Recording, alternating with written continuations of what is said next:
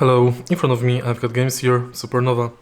In this video I'll show you how to customize RGB lighting strips. In the beginning, let's focus on switching lighting effect. In order to do it, press and hold mode button, then push left stick left or right. Next, switching brightness level, push the left stick up or down. To adjust saturation, press D-pad up or down. To change animation speed, press D-pad left or right.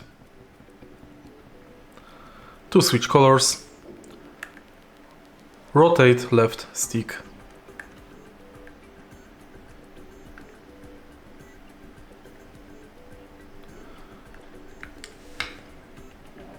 If you find this video helpful, please leave like, comment and subscribe.